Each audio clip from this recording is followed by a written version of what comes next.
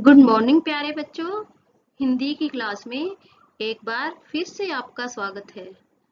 अब हम अपना हिंदी का काम शुरू करेंगे।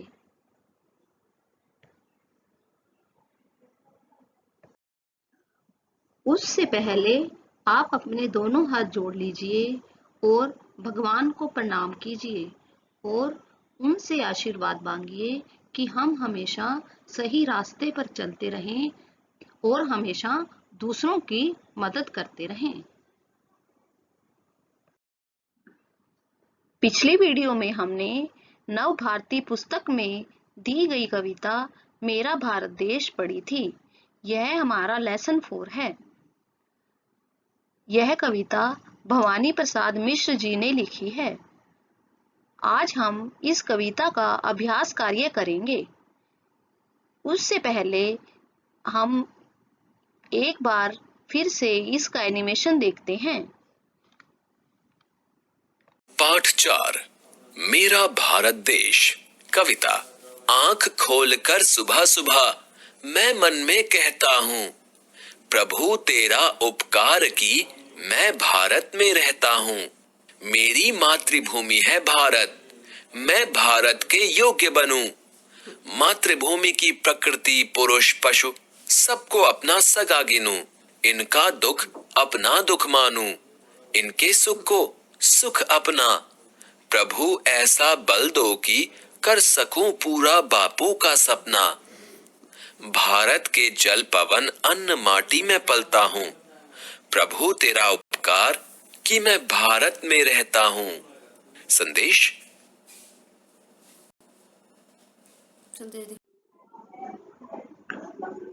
बच्चों, आपने यह कविता अच्छी तरह से समझ ली होगी।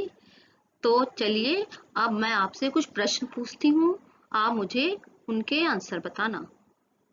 देखिए पहला प्रश्न, अपने देश के बारे में कुछ वाक्य बोलिए। आप देखिए अपने देश के बारे में कोई भी वाक्य बताओ। जैसे मेरे देश का नाम भारत है, यहाँ बहुत से धर्मों के लोग रहते हैं, हम सभी मिलजुल कर प्रेम से रहते हैं, मेरा भारत एक महान देश है। इस तरह आप भी कोई और वाक्य सोचिए और मुझे बताइए। दूसरा प्रश्न सुनिए, कविता में किसे सबसे बढ़कर बताया गया है? बताओ इसका आंसर क्या होगा? हाँ, अपने देश भारत को सबसे बढ़कर बताया गया है। अगला प्रश्न सुनिए, आंख खोलकर सुबह कवि मन में क्या कहता है? बताओ कविता के अनुसार इसका क्या उत्तर होगा? हाँ, आंख खोलकर सुबह सुबह कवि मन में कहता है कि हे भगवान, आपने मुझ पर बहुत एहसान किया है जो मुझे भारत देश में जन्म दिया है। अब आगे देखिए, दी गई कविता की पंक्तियां पूरी कीजिए। देखो मैंने आपको पिछली बार कविता याद करने के लिए कहा था, तो आपने कविता याद कर ली होगी। तो अब ये पंक्तियां पूरी करके बताइए। मेरी मातृभूमि, इसके बाद कौन से शब्द आएंगे? हाँ, मेरी मातृभूमि है भारत, डैश योग्य बनो, मैं भारत के योग्य बनूं। मातृभूमि की प्रकृति पुरुष डैश सगागिनु, इससे पहले क्या आएगा? पशु सबको अपना सगागिनु। तो एक बार ये पद्यांश दोबारा सुनिए। मेरी मातृभूमि है भारत, मैं भारत के योग्य बनूं। मातृभूमि की प्रकृति पुरुष पशु सबको अपना सगा गिनूं।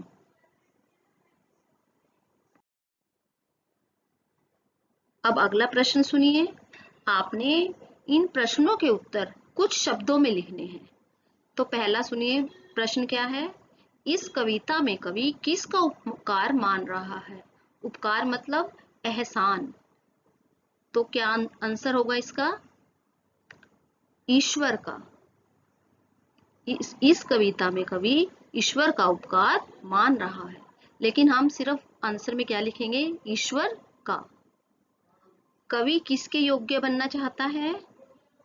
यस, भारत के। सेकंड का आंसर हम लिखेंगे भारत के योग्य बनना चाहता है, कि भारत की सेवा करके वो चाहता है कि मैं भी अपने देश के लिए कुछ काम करूं। कवि किसके सपने को पूरा करना चाहता है? हाँ, कवि बापू के सपने को पूरा करना चाहता है। तो आपको सारे उत्तर समझ आ गए होंगे ना? तो इन्हें अपनी बुक में लिख सकते हो।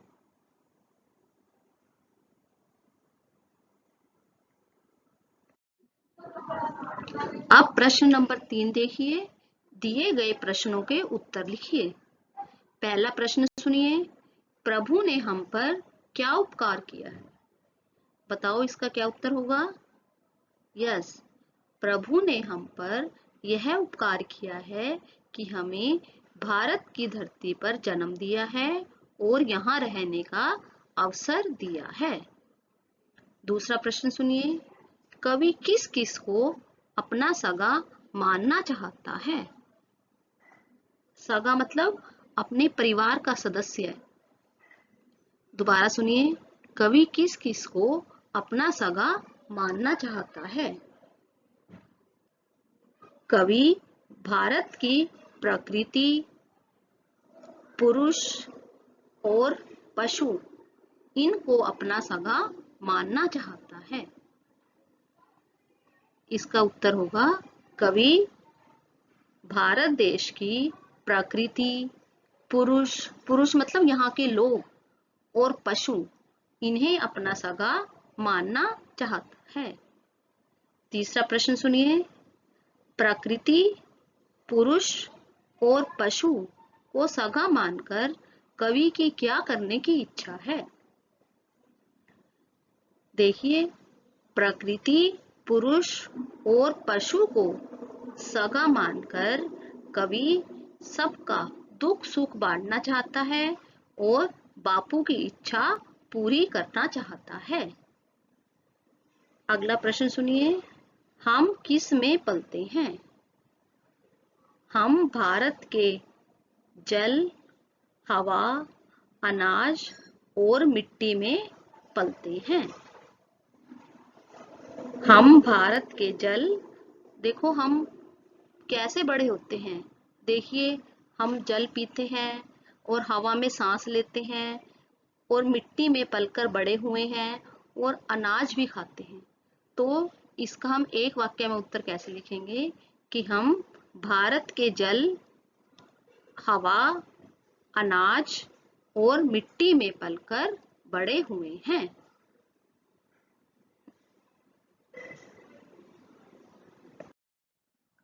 अब हम अगला अभ्यास कार्य करते हैं, भाषा की दुनिया। दिए गए शब्दों के दो दो पर्यायवाची शब्द छांट कर लिखिए।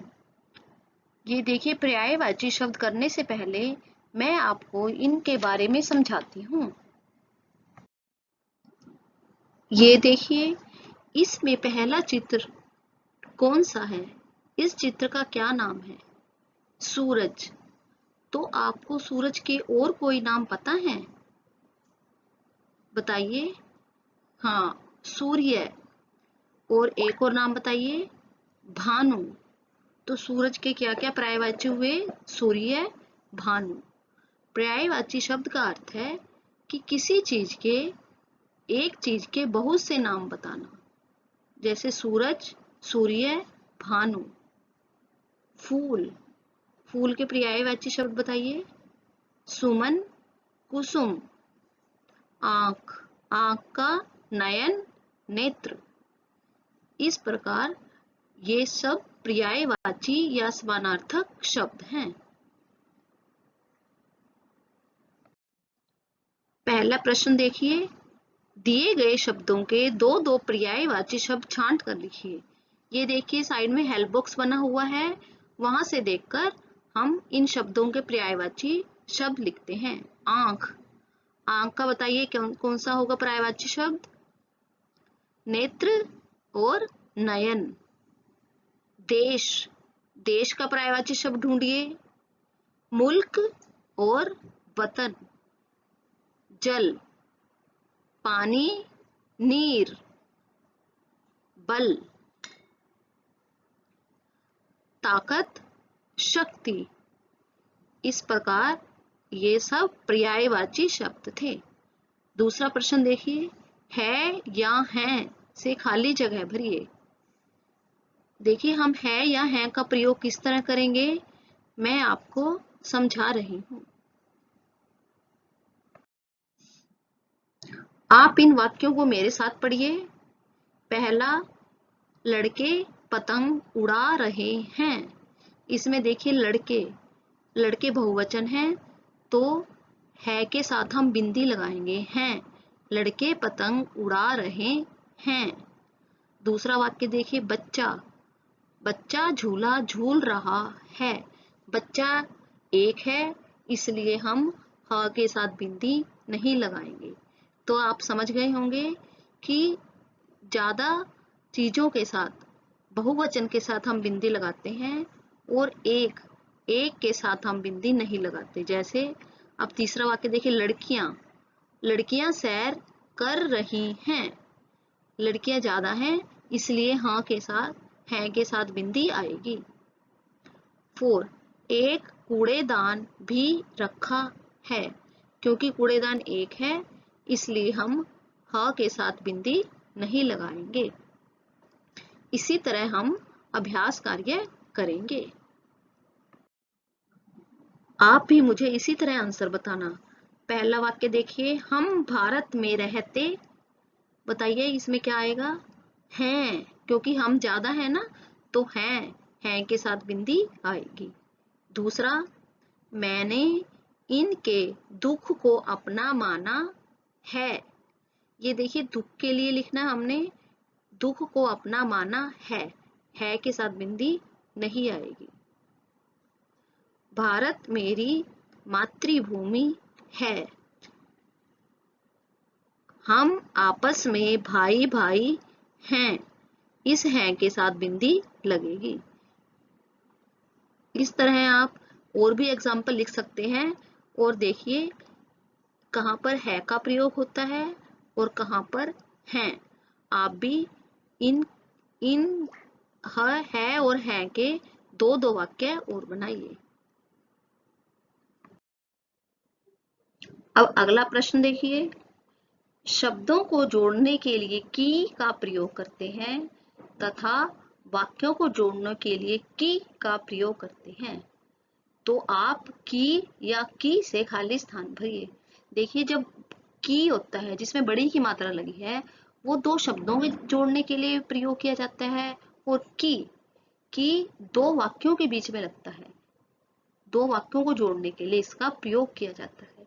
तो अब आप ये सेंटेंस ध्यान से पढ़िए और मुझे बताइए कि किस वाक्य में कौन सा की आएगा। जैसे प्रभु तेरा उपकार डैश, मैं भारत में रहता हूं। इसमें क्या आएगा? यस, की, जिसमें छोटी की मात्रा लगी है। प्रभु तेरा उपकार की, मैं भारत में रहता हूं। दूसरा वाक्य सुनिए, मातृभूमि डैश प्रकृति पुरुष पशु सबको अपना सगा गिनो। इसमें आएगा की, मातृभूमि की जिसमें बड़ी की मात्रा लगी है, प्रकृति पुरुष पशु सबको अपना सगा गिनो। अब तीसरा सुनिए, ग पार्ट, प्रभु ऐसा बल दो डैश कर सकूं पूरा बापू का सपना। इसमें देखिए एक वाक्य तो ये है प्रभु ऐसा बल दो, और दूसरा वाक्य कौन सा है? कर सकूं पूरा बापू का सपना। तो मैंने बताया था ना कि दो वाक्यों को जोड़ने के लिए की, छोटी की मात्रा वाले की का प्रयोग होता है। तो इसमें हम क्या लगाएंगे? की। बच्चे भारत डैश शान है। इसमें आएगा बच्चे भारत की शान है। की बड़ी की मात्रा जिसमें लगी है। बच्चे भारत की शान हैं।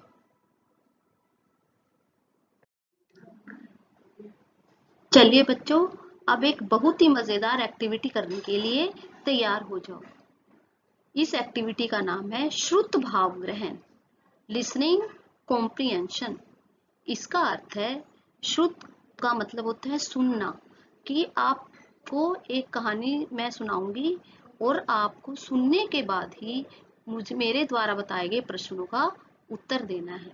आप ये बुक में से नहीं देखेंगे, सिर्फ सुनकर ही इसको प्रश्नों के उत्तर देंगे। ठीक है, चलो अब कहानी सुनने के लिए तैयार हो जाओ। बिल्कुल जैसे देखो, ये सब बच्चे ध्यान से कहानी सुन रहे हैं ना, तो आप भी बिल्कुल ध्यान से कहानी सुनना। सड़क के किनारे एक झोपड़ी थी। उसमें रामी अपने माता पिता के साथ रहती थी। रामी एक लड़की का नाम है। वह अपने माता पिता के साथ झोपड़ी में रहती थी। उसके पिताजी लोहे का सामान बनाते थे और उसकी माँ कपड़े के सुंदर सुंदर घोड़े बनाती थी और झोपड़ी के बाहर बैठकर उन्हें बेचती थी। आपको इतनी कहानी समझ आ गई कि रामी अपने माता पिता के साथ झोपड़ी में रहती थी, उसके पिताजी लोहे का सामान बनाते थे और माँ कपड़े के सुंदर सुंदर घोड़े बनाती थी और झोपड़ी के बाहर बैठकर उन्हें बेचती थी। एक दिन रामी ने भी पीला कपड़ा लिया और उससे घोड़ा बनाने लगी। तो उसने क्या किया, पहले घोड़े की पीठ बनाई, गर्दन बनाई और उसका मुंह बनाया और एक छोटी सी पूंछ भी लगा दी। तो इस तरह उसने घोड़ा बनाया और उसका घोड़ा बहुत ही सुंदर बना, लेकिन थोड़ा सा टेढ़ा मेढ़ा लग रहा था। लेकिन रामी को अपने द्वारा बनाया हुआ घोड़ा बहुत ही प्यारा लग रहा था और उसने जहां पर उसकी माँ घोड़े बेचती थी उसी जगह पर अपना घोड़ा भी उन घोड़ों के साथ रख दिया। समझ आ गया आपको कि एक दिन रामी ने भी पीला कपड़ा लिया और उससे घोड़ा बनाया। घोड़ा अच्छा बना, सुंदर बना, लेकिन फिर भी क्योंकि वो अभी छोटी बच्ची थी ना, माँ के जैसे घोड़े नहीं बना पाती थी, लेकिन फिर भी उसने अपनी तरफ से पूरी कोशिश की और एक सुंदर सा घोड़ा बना दिया। और जहां पर माँ बैठकर घोड़े बेचती थी उन्हीं के पास वह घोड़ा भी रख दिया। तभी एक लड़की अपनी माँ के साथ घोड़ा खरीदने आई और उसके हाथ में एक सुंदर सी गुड़िया थी और उसने पीले रंग का घोड़ा पसंद किया जिसे रामी ने बनाया था। और उसने की मम्मी ने घोड़े के बदले 50 रुपए रामी की माँ को दे दिए। लेकिन रामी रोने लगी और उसने कहा कि मैं अपना घोड़ा नहीं दूंगी। लेकिन उस गुड़िया ने, वो जो लड़की थी नैना, उसने कहा, जब उसने देखा ना रामी रो रही है, तो उसने कहा कि तुम मेरी यह सुंदर सी गुड़िया ले लो और तुम इसके साथ खेलना। समझ आ गई आपको ये कहानी? तो अब मैं आपसे कुछ प्रश्न पूछती हूँ, आप मुझे उनके आंसर बताना। अब आप पहला प्रश्न सुनिए। रामी के पिता क्या बनाते थे? बताइए इसका आंसर क्या होगा? हाँ, रामी के पिता लोहे का सामान बनाते थे। दूसरा प्रश्न, रामी की माँ क्या बनाती थी? रामी की माँ कपड़े के सुंदर सुंदर घोड़े बनाती थी। नैना ने रामी को क्या दिया? नैना ने रामी को अपनी एक सुंदर सी गुड़िया दे दी। रामी का घोड़ा कैसा था? रामी का घोड़ा बहुत सुंदर था, लेकिन उसकी गर्दन मुड़ी हुई थी और मुंह भी टेढ़ा मेढ़ा था।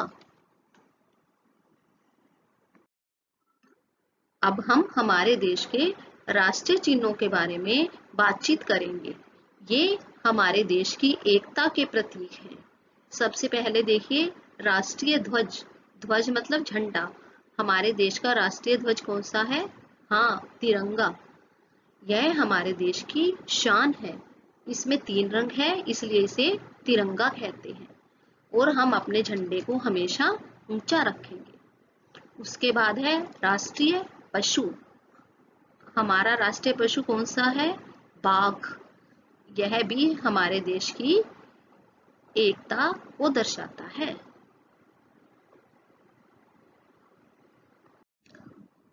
राष्ट्रीय पक्षी। मोर हमारे देश का राष्ट्रीय पक्षी है। राष्ट्रीय पुष्प, पुष्प मतलब फूल। कमल हमारे देश का राष्ट्रीय पुष्प है कमल। राष्ट्रीय स्तंभ, हमारे देश का राष्ट्रीय स्तंभ है अशोक स्तंभ। देखिए इसके ऊपर वाले सिरे पर शेर बने हुए हैं। ये 4 शेर हैं और ये एक दूसरे की तरफ पीठ किए हुए हैं। 3 शेर हमें नजर आ रहे हैं और एक शेर बीच वाले शेर के पीछे है जो चित्र में नजर नहीं आ रहा। तो राष्ट्र चिन्ह किसी भी देश की पहचान होते हैं। अब हम सुलेख लिखेंगे। आप अपनी हिंदी की नोटबुक का बैक साइड पे जो पेज है वो ओपन कर लीजिए और एक पेंसिल ले लीजिए। फर्स्ट लाइन में आप लिखेंगे सुलेख। अब आप लिखिए मेरा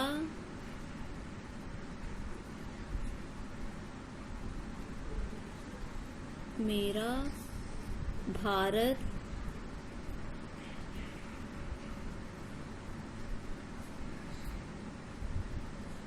देखिए भारत में भ के ऊपर, पूरे भ के ऊपर लाइन नहीं लगाएंगे। देश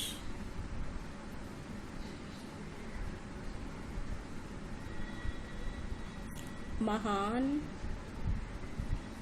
ह देखिए पहले छोटी सी लाइन बनाइए, फिर उसको इस तरह से मोड़ दीजिए। महान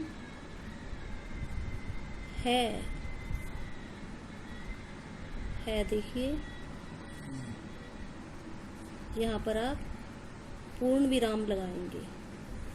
इस तरह इस पेज पर ये 5 बार लिखेंगे और राइटिंग का बहुत अच्छी तरह से ध्यान रखना।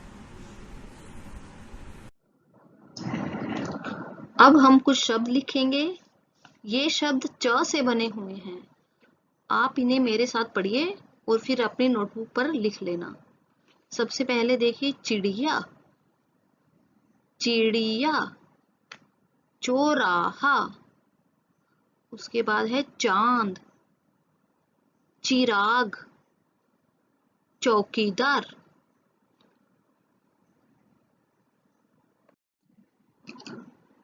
अब आपने कुछ गृह कार्य करना है, होमवर्क। यह आपका एडवाइजरी होमवर्क है। सबसे पहले देखिए मैंने जो आपको राष्ट्र चिन्ह के बारे में बताया है, आप उन सबके नाम लिखिए। उसके बाद मेरा देश विषय पर 5 वाक्य लिखिए। ये आपका एडवाइजरी होमवर्क है। बच्चों आप सब अपना गृह कार्य कर लेना और इसके साथ साथ अपनी सेहत का भी ध्यान रखना। अपने मम्मी पापा और घर में जितने भी बड़े हैं सबकी बात मानना और हमेशा खुश रहना। धन्यवाद।